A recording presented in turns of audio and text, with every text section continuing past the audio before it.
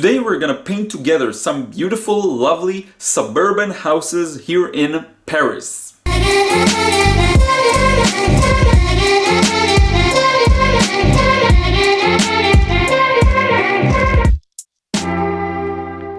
What up friends, Liron here. Thank you for joining me in another video. It's freezing today. I don't know why, but it's really cold and everything is closed and the windows but it's really cold. So the first painting I did with the Sennelier new palette that I got is the one you're gonna see today. It's the one that I published yesterday with the time-lapse. So now we're gonna do it real time. It's gonna be double speed instead of quadruple speed that I published yesterday, and double speed is really good. You'll get to see like all the fine details and everything that I do. I want to focus today really on perspective because so many people have asked about it. So how to get a perspective right, how to know where to draw each line, things like this. This is what I'm going to focus on today, so hopefully it will really help you get it. So without further ado, let's get to the sketching and painting. So as with most of my paintings and drawings and sketches with this approach, I kind of choose a random point to start with. Now, I usually try to have it somewhere in the borders of the picture. So for example, I started now with the top of the roof. And the reason I do that is because I just want to understand that the overall composition works.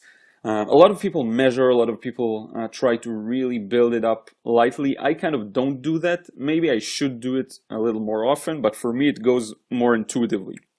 If you feel like you need to measure, go ahead and do that. I'm not going to stop you, and I actually need to think about how to address that point. It's really important. Because if I'm gonna teach an intuitive method, I kind of need to learn how to make it more accessible to someone that doesn't have this particular thing intuitive. I'm now drawing the chimney, just slowly building it up, and all I'm looking for is lengths and angles. So when I draw a line, the next one I'm trying to compare it and see how large it is in relation to this one. Is the first line twice as long? Is the second line twice as long? Now, what's the angle between them? And I try to assess it like really, like play it by ear, as they say. This is what works for me, and if some of it works for you, then I'm really happy. And if not, you can always try and measure more carefully. The lines that are, this is basically a two-point perspective scene. So you have all the front walls of the houses converge to a vanishing point on the right, and it's outside of the scene, way outside, like it's way to the right.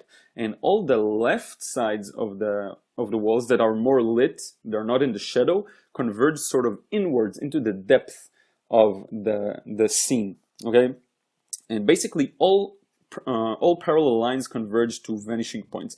A set of parallel lines, for example, of the front of the house, like the one I'm just drawing right now of the top of the roof, converges to the vanishing point on the right, while the set of lines that are parallel on the left side converge to the left. This one also converges to the right.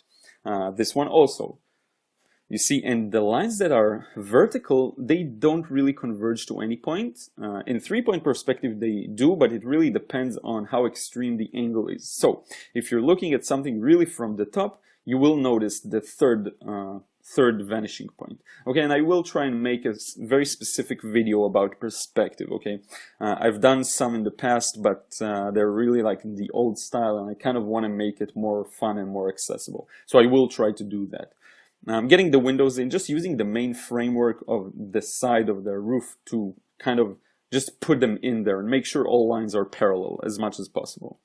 Now again, dropping a vertical line that's not really conforming to any vanishing point, but these two are. They should, at least. I didn't do a really good job with them. I could have made them a little more angular.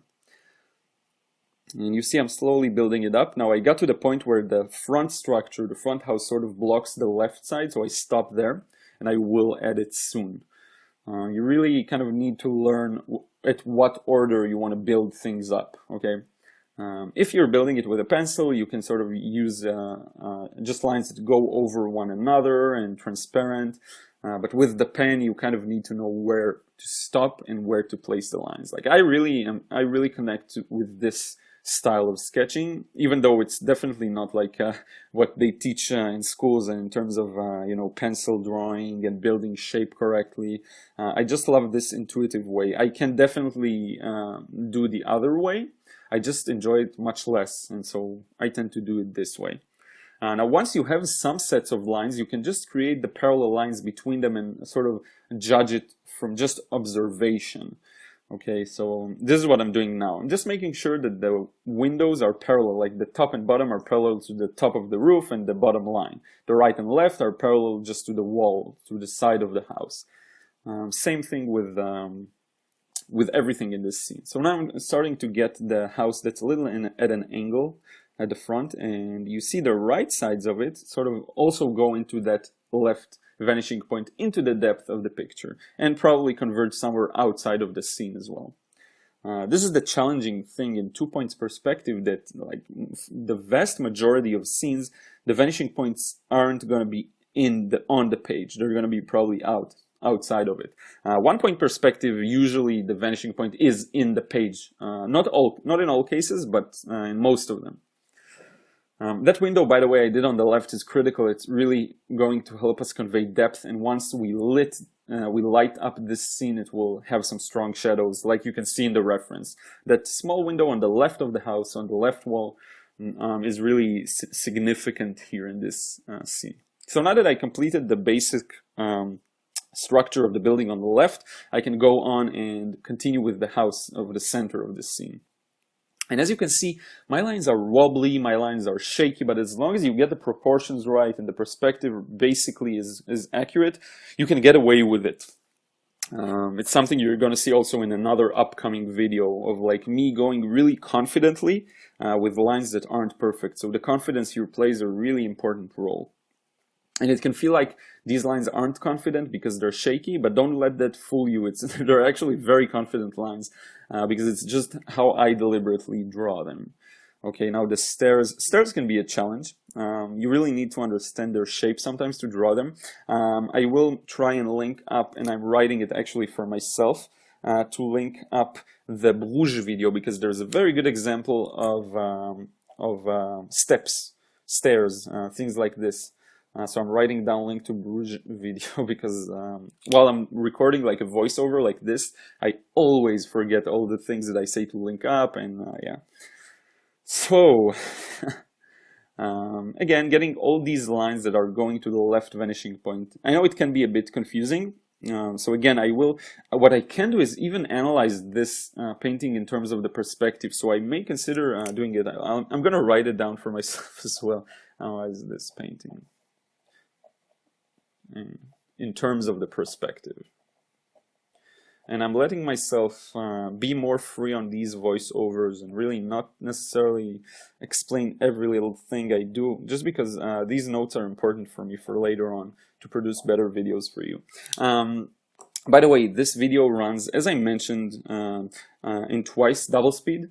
The one yesterday was quadruple, was ×4. This is twice as fast as the original, and it feels quite fast, but it's actually twice.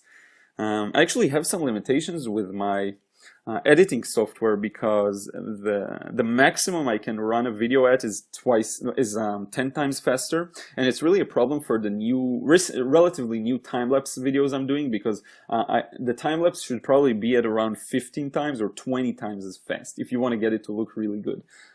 So I do need to sometimes run it at 10 times, export it, and then do it again. Like, it's just my editing process. It doesn't really, if you don't understand it, it's okay. The door, you want to get that line strip on the right, because you get the sense of three-dimensionality by it, because the door is sort of beveled, or rather embossed, I don't know how to say, like into the wall, dented into the wall, like the windows as well, you see. And you can see the right side of the windows because we're looking at it from the left. Okay, and on the wall on the left of the main building, you can see the left side of the window because we're looking at it from the right, the one right next to the tree I'm drawing now. So it's the kind of things that you just want to observe when you're looking at a scene. By the way, I really feel like I've been doing so much of these sort of geometrical perspective buildings that I kind of want to try and do some organic shapes as well. It's really my weakness, but like drawing people, animals, something I'd be happy to go back to a little in a short while. Now just adding some of the details. There are some buildings on the background. When I'll show you the reference again, you'll be able to see it. Just like a small chimney on the roof, antennas. These small details really help. You don't really need to do all the details, especially if you're gonna paint it, but these small details do help. Again, the windows on the house on the front, because we're still looking at it from the left, we can see the right side, and we can see the bottom part of the window also because we're at a higher angle. And this is basically almost ready for painting. I'm just gonna add some touches to the windows and then start mixing some paint, and starting with the sky.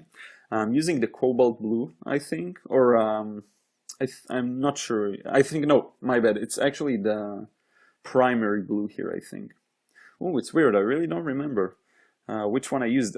I think I may have used a mix of both. So maybe I was using both the cobalt blue and some of the primary blue. And I'm just putting it out there and trying to have it a little interesting, not worrying too much about making a perfect, even wash. You know, you just want to lay it in there. Just try to get it to end in the right places. And as for the roof, again, adding, I mixed some Payne's Gray with some burnt umber, I think. I'm really just learning this new palette. As I mentioned, it's the new Sennelier, and I'm really just learning how it behaves, what color mixes work. I made a small mistake, so I'm just correcting it, because this part's supposed to be like a white wall. I really, personally, my personal taste is less fond of these kind of pen sketches and colors. I much prefer, if I'm painting, to use a pencil. Because it just seems a little more graceful and a little more realistic and a little less cartoonish to me. But a lot of people can pull off this style really great, like Theo from Pocket Blocks. I link also, I talk about his channel in the review of this palette, and he can really pull off that look, that style of pen and watercolors like superbly. I still don't feel really comfortable with it, although it could definitely be my self-judgment, and it could be much better than I think. So now I'm mixing some red for the main color of this building is actually red. I used the primary red and perhaps a bit of orange. Just to get that initial wash, and as a lot of people commented, like the power of Sennelier really isn't the glazing. I tried to get a really dark one here on the first wash, but I couldn't, and from what I understand, it's natural. As many of you have said, and I already like understood, it's natural that it's like that. I just wasn't expecting it to be like that. If I'd known better, I'd probably take it more easy with the initial washes. But the only concern, and I also mentioned this in the comments, is that the moleskin can't necessarily take too much beading. It can't take too many layering. So I don't know if the Senneliers are ideal for that kind of a sketchbook. I feel like what I want to get with this kind of sketchbook is the quick, really a la prima look, you know, just one time with all the values. And it may be a little more suited to the style I want, maybe more suited to like a more heavy, robust Arches paper, or even Fabriano, or even the Hahnemuhle that was really good. So yeah. By the way, I really appreciate the Hahnemuhle media team, because they commented here and also on Instagram. They seem to be really active, and it's nice to see big brands do it, even though they didn't really reply to my comment left on their comment. So it was like, I don't know. I really think big businesses should have more presence in social media. It doesn't feel, they usually don't feel like, you know, real people. So yeah, just doing some of the chimney stuff. Again, the same red, kind of added a bit of more orange to it, or yellow, just to make it a little more, because in the reference you can also see it. The roof here is basically the same. It's a bit of burnt umber and Payne's Gray. The burnt umber, man, this surprised me. I was really struggling with getting it to be as dark as I wanted, and I don't know, I will need to just experiment more with it, because I do think this palette is valuable, even though it's student grade. I really think, like, I don't want to let materials be an excuse, you know what I mean? Because I'm sure if you take one of the great masters of watercolors and you give them this palette, they can create magic with it. And so I really try not to blame, or to blame as little as possible, or to just really not blame anything on the materials. I think it's just maybe lack of experience that could be causing these things, you know. So yeah, just trying to accept it and really work on towards understanding how I can improve regardless of the materials I'm using. So now it's kind of time for the initial wash is done. We can start glazing, layering more. And the first thing you'll notice is that the front part of the house should be darker. Now what I try doing here is use this sort of a blue to darken the whole right side of the building, which is basically the front, and the bottom and some of the darker areas. Of course, it's not dark enough now.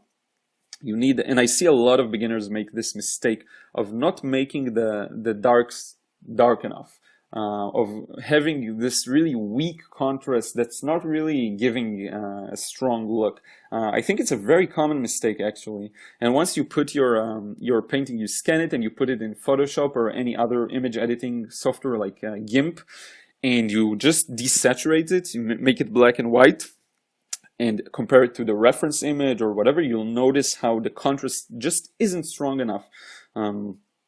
The one thing that I really learned from watercolor, and I have to say it like, because I've been drawing for years, like my entire life, not consistently all of my life, but definitely consistently in the last like 4 years or so. And the one thing, I had so much experience, but one thing watercolor definitely made me better at was judging values and noticing when the contrast isn't strong enough and when it is strong enough. And just, it's a really important part of the whole drawing and art making thing, painting, no matter what medium you paint. And by the way, I'll connect it to my course in the making, so I will put a strong emphasis on the values and contrasts. So I do want to convey that because it's important when sketching as well. By the way, and I'll take this opportunity to say thank you to anyone who left feedback. It was really great ideas, like the Facebook group and making it accessible to people who are really new, and like about the pricing model. Like, it really helps me to sort of understand what people want to see, what they're interested in. So thank you for that. So now coming back with another layer of the red, trying to make it as dark as possible. And for the building on the right, I kind of wanted to warm it a little, so I used a mix of orange, some burnt umber, I believe. This area is also really dark. I didn't really know how to approach it. You can see it in the reference. It's kind of cropped out, so apologies for that. But it kind of has a very gentle shadow there. Now, the problem is the lighting conditions really changed on me. When I began this, there was a strong sunlight, and you can see it with the shadow of the chimney. You will see it even better, the large chimney on the left. You will be able to see it. And then it just became softer, and I'm a big fan of strong contrasts, strong shadows. And in this case, it just became softer. And I do think also strong contrasts and sunny scenes are really ideal for watercolor. So when they aren't present, I kind of sometimes don't know what to do. It makes it much harder to judge the values and the contrast we just talked about. By the way, notice I forgot to color the chimney on the right, so hopefully I'll get to it soon. Just darkening the trees. Trees are something that I see people mess up quite often in terms of the value, because they are so dark. I don't think people understand how dark trees are. Almost in any given scene, the green of the tree really surpasses all the dark values in the scene. It's quite amazing to see, actually. It can be really confusing sometimes, especially when it contrasts with the bright sky, but there's a bit of a sliver of light on the edges of the trees, but trees are deceptively dark. Yeah, now I made that shadow under the chimney strong, to the right of the chimney stronger. Also, all the right sides of the roofs should be darker because the light is coming from the left. In fact, all the right side of the roof should be, of the main roof, should be darker, and I kind of missed that impression. So I don't remember if I correct it soon, but yeah. Windows and glass is really dark as well, because for the most part it reflects what's in front of it, and what's in front of it is usually not sky, unless you're painting a skyscraper scene or something like this. Then the windows start to reflect the sky, the color of the sky. And I talked about it in one of the paint show episodes, which I can't wait to do another one. I talked about it in the phthalo blue episode. Phthalo blue is that Daniel Smith say it's perfect for window glass to reflect the sky. So anyway, really digressing here. The windows are usually, they tend to be really dark, except for maybe a highlight for the sort of the squares, the structure of the movable part of the window. I have no idea how to call it, but you understand me. Now here I made a mistake because the red layer under was still a bit wet and I went in too early. I find that paint takes a long time to dry on most skin and you need more patience sometimes, which is exactly why I like the alla prima approach, you know, to just get it done in one go. But yeah, if you're gonna glaze and layer a lot, paint tends to take some time to dry. And I just got a notification for a comment, so thank you. Yeah. So the bottom part here is really dark. The street itself is going to be really dark, the pavement, and you're going to see this in a glaze that I'll be adding in a moment or two. So trying to get some of the darker darks. Finally remembered I missed that chimney. It's about time, Liron, that you find out that you missed it after about, what, 20 minutes into this video. So again, darkening what needs to be darkened. I will come back probably now. You see the asphalt, the road, making it significantly darker. I like to mix just a bunch of grays for that. I like also how, if we talked about Theo earlier, I like how he uses a lot of, I think he uses a lot of French ultramarine and maybe quinacridone or burnt sienna. He kind of makes a really strong neutral gray that looks fantastic. And now, by the way, the trees are starting to look as dark as they should. You'll see now I'll come back with that green, and this is about the value they should be at. It's like mixed with Payne's gray, I think, just to make it super dark, because trees are dark.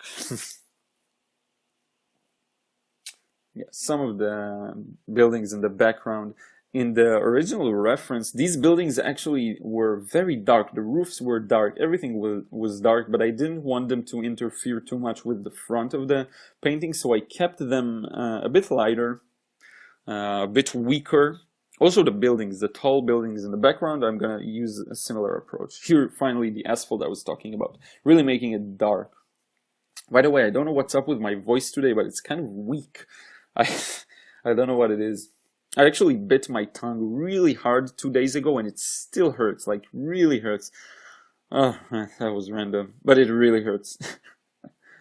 Yeah.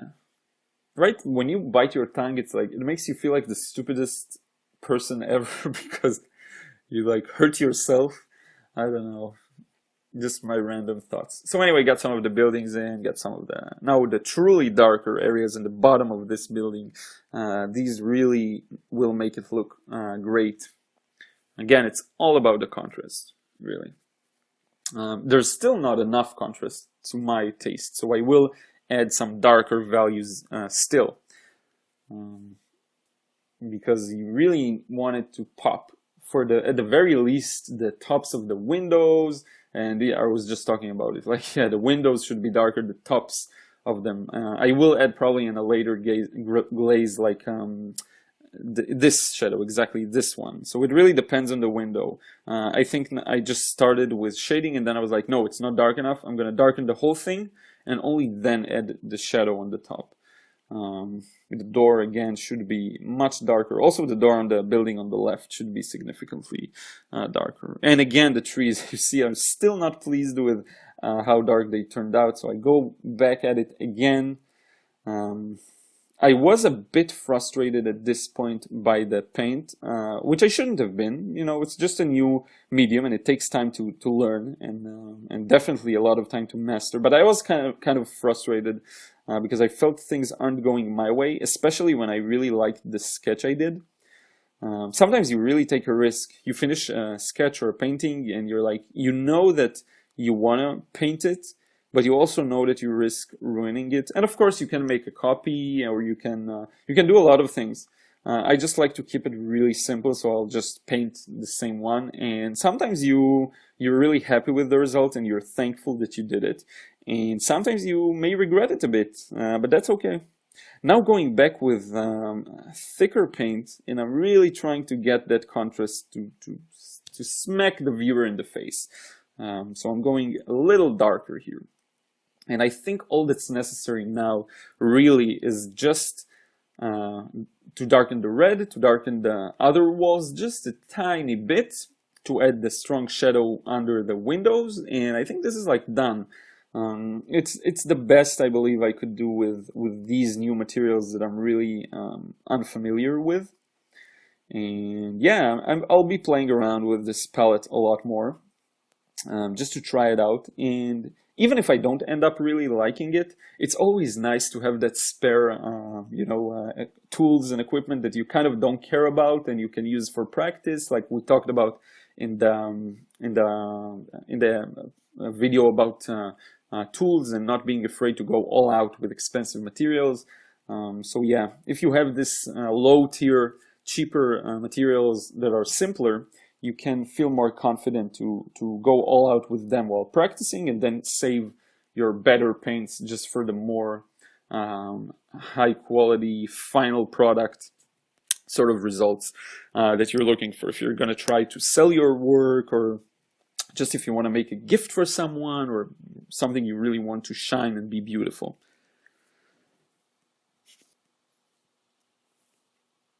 And I believe this is really close to finish. I did feel like the wall, this wall on the front, needed to be a little darker, save for the windows, because they were pretty light, like surprisingly white. I don't know, maybe it was like the blinds that were down and made it look really light. I'm unsure. Now here the paint is still wet, so I can't really paint into it, but on the bottom part it does work. So again, a bit lack of impatience on my side, and a bit maybe lack of understanding that it takes a little more time to dry. Well, I actually have that understanding, kind of just forgot it at the moment.